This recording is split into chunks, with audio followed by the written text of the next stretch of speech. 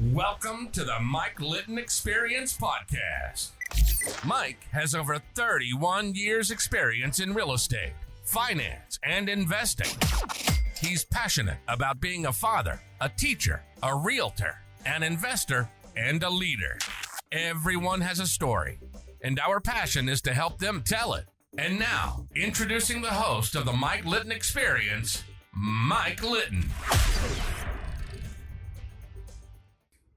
So what can you expect from the Mike Litton Experience? You can expect stories that will inspire, motivate, advice that will sharpen your focus, and expert information on real estate, finance, and market conditions. Fidencio Reyna, thank you so much for being our guest on the Mike Litton Experience. Like we talked about before we hit record, everybody has a story, and our passion is to help them tell it. So with your permission, we're going to start with where you were born, go all the way up to today, and then we want to talk about your moving company and some of the amazing things you guys are doing. Is that cool? Fine with me. Sounds good. Thank you for having me. Appreciate you being here, bud. So where were you born? I was born in a small town called Alice, Texas, like Alice in Wonderland. Yeah. A small town, Alice, Texas, about 2 hours south of San Antonio. Okay, cool. Did you grow up in Alice? Till I was about 7th grade, and then we Okay. moved to a smaller town called Freer, Texas, for about a year and a half, and then we moved to El Paso, Texas. There you go. So did you graduate from high school in El Paso? Graduated from high school in El Paso. From 8th grade to my senior year, I was in El Paso. Gotcha. Okay. So question for you. What was your favorite thing about growing up in Texas? Just the spirit, the pride that Texas has.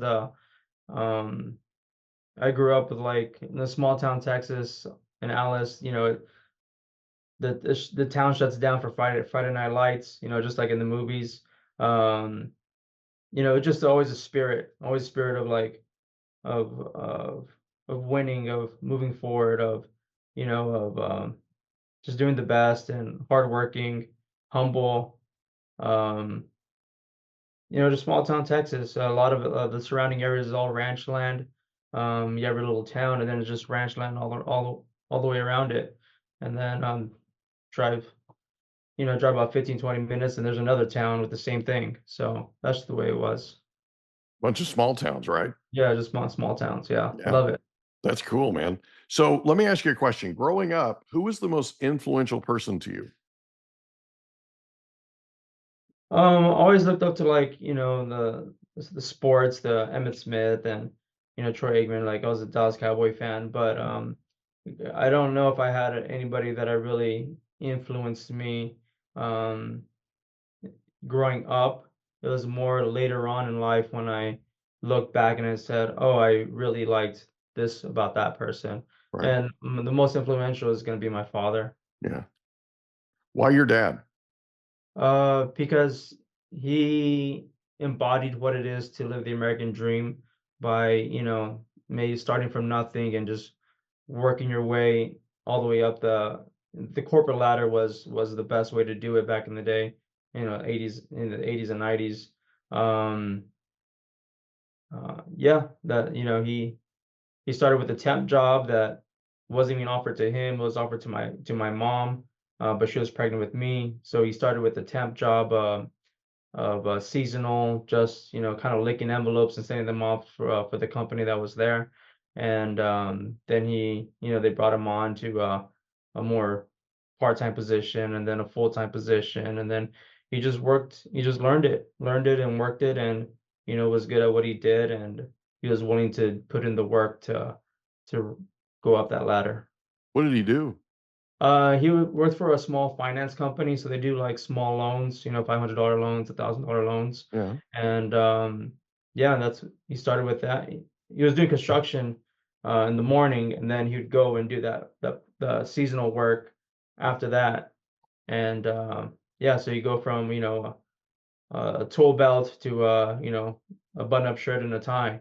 Yeah. So he transitioning every day like that until he got that part-time job, and then the full-time they brought him on. So, and he went all the way up to vice president of operations and Wow. opening up their Mexico offices.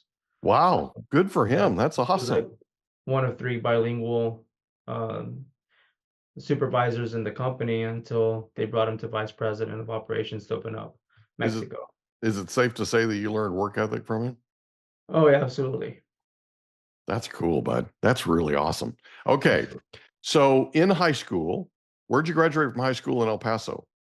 I went to America's High School. I was a third graduating class. It's called America's High School. Okay. So was it a smaller school?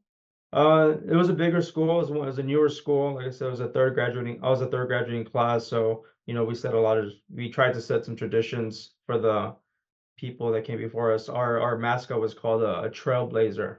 Mhm. Um, so it was pretty interesting. Yeah. That's cool, man. Yeah. So growing up in high school, did you have a favorite subject? Um, no, not really. I was a A through D student. I didn't really take to one specific subject. I just, did the work that needed to be done just so I was able to play sports too. Gotcha. Did you have a favorite sport? Football. Football is always the favorite sport. Yeah. I like all sports. I don't watch a lot of football right now. I'm not a big fan of the current um NFL or just sports in general. But back then I was a football fan. I like to play. If I'm playing, I'm enjoying it. If I'm watching it, it's whatever. Yeah. So it's not quite as entertaining as playing it. Not anymore. Yeah, not anymore. Well, So the thing about Friday Night Lights is so true. I actually grew up in Oklahoma, and the Dallas Cowboys were my team growing up. mhm, And Friday Night Lights was everything, right? I right. mean, football is a religion in that part of the country, man. Absolutely. It's a big Absolutely. deal. It's a big Mhm. deal. It's a great way to grow Sports. up. Sports in general So is a you big grew up deal. playing football. What position did you play? Um, when I first started, they had me on the line because I was more on the heavier side, slower side.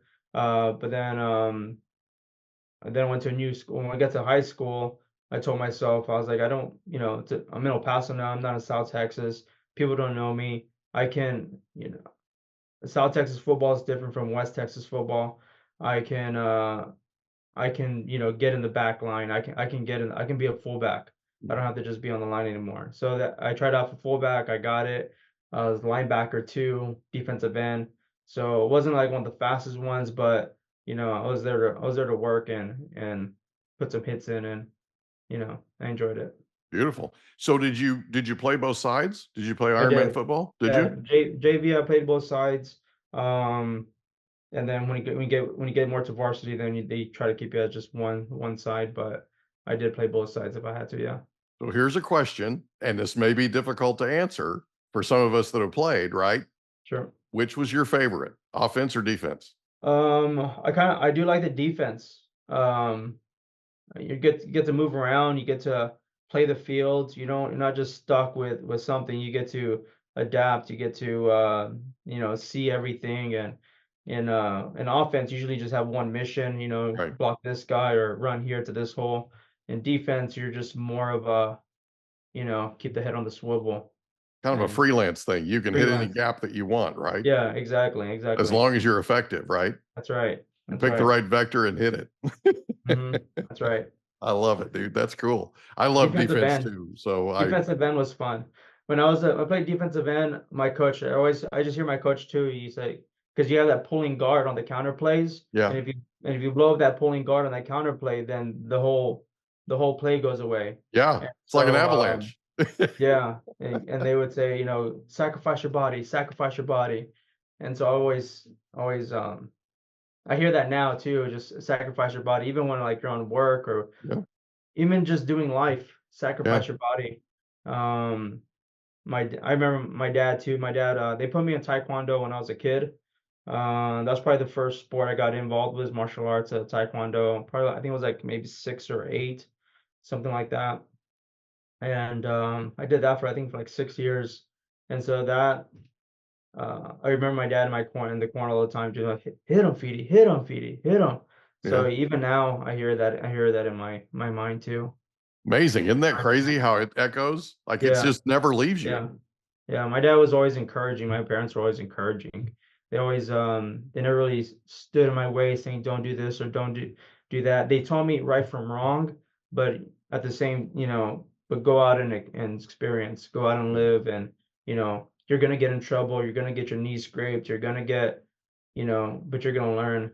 Yeah. So Yeah, that's what my dad told me. My dad told me when I was really young, he said, "You're an aggressive kid and you're going to get in trouble because of that aggression.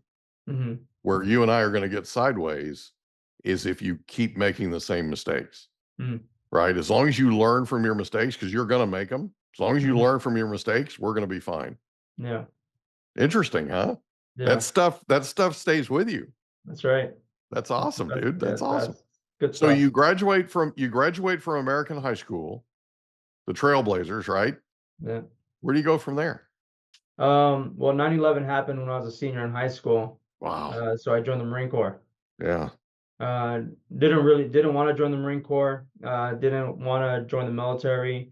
I had went to a job fair maybe a couple of months before 9/11, and then I went to see the Border Patrol. My dad wants to be Border Patrol. Um, and so I kind of just, I guess I got it from there. Just like, oh, be Border Patrol, and they said, no, you can't join. You're only 18, or you're gonna be 18. You got to be 21 because we give you a pistol. He's like, join the Marines. We love the Marines. You can do 4 years and get out, and we'll bring you in. I said, no, I don't want to join the Marine Corps. But then 9/11 happened, and I just thought about it, and I was like, well, I always grew up in Texas, especially small town Texas. You're very patriotic too. Yeah. Um, so I always had that inside me of like, if your country calls you, answer. Yeah. So I did, and then and joined the Marine Corps out of high school. Around 9 months after high school, I left to boot camp. So just for a second, talk about 9/11 and how it affected you. You Um, remember where you were that day? well, yeah, I remember waking up in the morning. I always turn on the TV before I go, listen to MTV or listen to some type of music. And I was going through the channels, and can't remember what TV station was on. It's most likely CNN or something. Um, and then I saw a building on fire when I changed to that channel. Then I went to my mom's room and I said, "Hey, mom, there's a building on fire. I don't know what it is. You want me to turn it on?" She's like, "Yeah, just change the channel." So I changed it, and that's when we saw the second plane come in. Yeah. And still, yes, there's something happening, but I don't know what any of this means. Right. I don't pay attention to the world, Right. just school and what I do at just immediate. And um and so I didn't really get an emotional response from it. I wasn't traumatized. I wasn't like, because I didn't know what it meant. Yeah. And then later on, it was like, yeah, we've been under attack. It's a terrorist attack. Um, you know, then so we're gonna go to war. I was like, well, all right, well then that's when the patriotism comes out and says, well, Yeah. if we're gonna go to war, then they're gonna draft us, because that was like another rumor that was happening. If we're Yeah. gonna go to war, then possibly we can draft you. Then I was like, well, if they're gonna start drafting us, then I'm just gonna choose the Marines, so that at least I know I'm prepared. At Right. least that's my mindset. And I saw Full Metal Jacket. I saw all these different war movies growing up too. So I knew what the Marines was about, and I knew they were the best. That's the reputation. And they're the hardest. They're the ones that are gonna be toughest to kill. Yeah. So um, that's what I wanted. Cool. So you identified with them. Identify with them. Yeah, just Gotcha. I got yeah, you. yeah. So you decide to volunteer, you sign up, you go away to basic training. How Well, let me ask you this. What was your favorite thing about serving in the Marine Corps?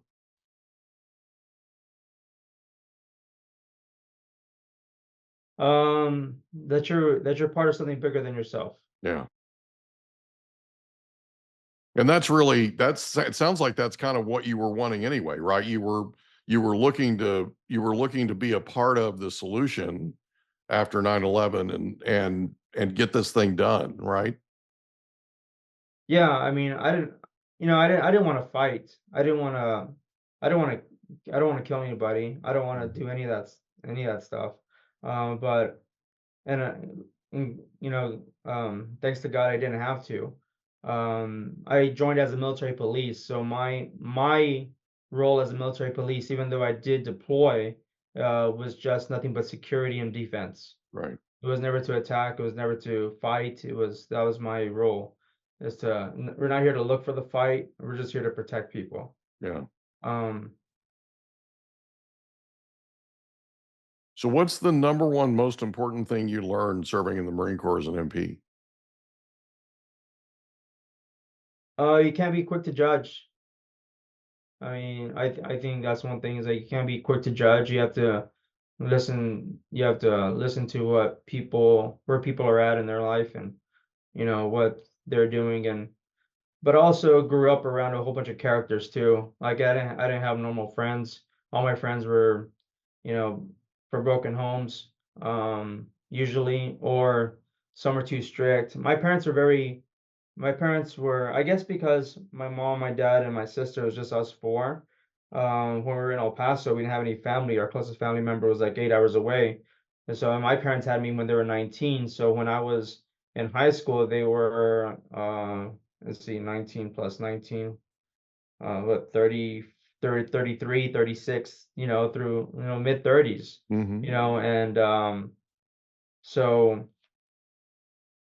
they always had the doors were always open for my friends to come and they would provide that safe space, even though we're a bunch of we provided a bunch of chaos, like my friends, because without any boundaries, there will be chaos. Mm-hmm.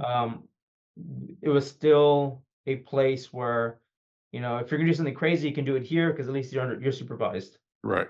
kind of thing. Right. So You're not out of way where you're unprotected and all that kind of thing. yeah, you can be crazy, you can, explore, and you can do some crazy stuff, but at least you're doing it here. Right. Yeah, Yeah. That's actually really smart, dude. yeah. A lot of people, it could be smart, and it can be there still has to be some type of boundaries, but there wasn't very many boundaries. Yeah. I got Yeah. you. So, so in the Marine Corps, you learned a lot. I learned in the Marine Corps, I had a different experience than most because most people they spend their time with like one or two units throughout their 4 years, or Mm-hmm. even 8 years. There were like two, maybe three units, right? And I was with 10 different units in 8 years. Wow. Jumping from, went to Iraq. When I got to my first unit, we went to Iraq pretty much immediately. So that was part of the second wave. I came back and then went to Okinawa, Japan for a year and a half because I only had a year and a half left on my first contract. When I got over there, then I decided, but when I got over there, they sent me to, you know, they sent me to a field unit, but when you're not deploying, they send you to PMO, which is a garrison unit. And so I'm working on the garrison side for a little bit, and then I come back to my field side. They send me to um, Korea for a month for that the war games that they have over there. I think Trump tried to cancel them now or something like that. They try to stop the war games, and then which is kind of a good thing. Um, and then um, and then I went to Pakistan. They sent me to Pakistan for 4 months for humanitarian in 2000 and believe it was at the end of 2006, 2005 or 2006. I can't remember which year it was. But they sent me to Pakistan for a humanitarian effort for 4 months, and then yeah, I, I I got to serve with Jennifer Parcell. Like I have her thing right here. Like I don't know if anybody remember. Some people might know that name, but Corporal Jennifer M. Parcell. She passed away a year later after I served with her, and she went to Iraq. But her name was on the a race car in one of the recent races. So that was, yeah, I got to serve with some people that have left their legacy. What's her story? She was a young girl. She was maybe she was like only 19. Um But she was a young girl, and her first duty station was Okinawa, Japan. She was a landing support team, so she was a red patcher. And when she got attached to my unit, my small security unit, when we went to Pakistan, we taught her how to search vehicles, search personnel. And then so when we got back from Pakistan, and then her next duty station, I believe, was back here in Camp Pendleton, or maybe it was still in Okinawa, and then they sent her to Iraq the following year. Um, she went as a lioness. It's called the lioness team or something like that. I can't remember exactly, but it was a female search team. So they would search the female Iraqis. And one morning, her relief was late, and the next female that they searched, she had a bomb on her. So and she got hit by a suicide bomber. Mm. Yeah. Wow. So that's her story. But she was a young girl, 19, out of Bel Air, Maryland. Maybe she was already 20 or 21 by then, but Yeah. she was a young girl, and yeah, she had a lot of courage. She had a Yeah. lot of heart. Yeah, she was awesome. She was pretty awesome. Sounds like it. Yeah. So you're in the Marine Corps for your first 4, Mhm. and at some point you make the decision to re-up. What causes you to do that? In Okinawa, one of my gunnies said, the Marine Corps got 4 years out of you. Why don't you re-enlist and try to get 4 years out of them and go to school? And I said, oh, it's like, and I also, dabbled in the idea of going to, was it MSG duty, Marine Security Guard, where you go to the embassies around the world and you do security there. You could do MSG duty, you could do recruiting or drill instructor. I kind of was going toward MSG, and then at the last moment I said, you know what, I want to go back to, I'll stay in the Marine Corps, but I want to go back to the States and just be closer to family. But that never really happened. Once you're in the Marine Corps, you're not going to be close to family. Yeah. You're close to the Marine Corps. That's your new mom and dad, kind of, so to speak. Right. So that was the idea, to come back to California or come back to the States, and Camp Pendleton was the choice. And be closer to family, even though that didn't happen because I went on a couple more deployments when I got back over here. Didn't really go to school either. I never really had interest in school either. I was an A3D student. Yeah. So you re-up, and they send you out. Instead of sending you to Camp Pendleton, they end up sending you somewhere Well, else. they sent me here to Pendleton. I come back to Camp Pendleton. They put me in PMO They put me at PMO, which Provost Marshal's Office, Garrison Side. Got to be a part of they sent me to the training section, and I was able to get, do emergency vehicle operators course. I was able to do non-lethal weapons instructors course. After that, staff sergeant came into my office, and he was looking for a sergeant to go on a MU with, a deployment, Marine Expeditionary Unit. So I got attached, so I volunteered. I had gotten in a little bit of trouble in 2007, and so I had a year of where I couldn't really do anything. So I was like, all right, I'll go on a deployment. So I went on the deployment, and yeah, we went to Okinawa. It was more of a booze cruise because we just floated around, the Pacific, and went to Guam, Singapore, Thailand, Bahrain, just multiple areas like that. So that was cool too. I got to see the world a little bit. I stayed in Jordan for like a month. Yeah, so I got to see the world a little bit, and that was good. Did a mock NEO at the embassy in Kuwait. That was cool. So I got to do a lot of different things in the Marine Corps that most people would do. They just stay at one unit, but I was fortunate enough to just jump around and everything and volunteer. And as long as you volunteer, they should usually, if you're a good Marine and you volunteer, they'll let you go. Yeah. You can if you act the part, you look the part, you play the part, that's all they want. Yeah. It's just a game. So you mentioned a couple of things that I want to make sure, and they were just terms that I want to make sure that people understand that haven't served. Sure. You mentioned garrison side. So talk about garrison versus the other side. Well, in the military police field, you have the garrison side and the field side. The garrison side, you're like a cop. You have a badge, you have a duty belt, and your pistol, and you go around and you enforce the rules and regulations on the installation that you're on. And the field side, well, you train for patrols, perimeter patrols. You train for entry and exit control points. You train for security measures, all security measures. You train for convoy security, knowing your rules of engagement. We hope you enjoyed another episode of the Mike Litton Experience. If you did, do us a favor, smash that subscribe button, tell your friends, family, and coworkers about our program, and wherever you get your podcasts, please leave us a rating. It helps us to connect with quality people just like you.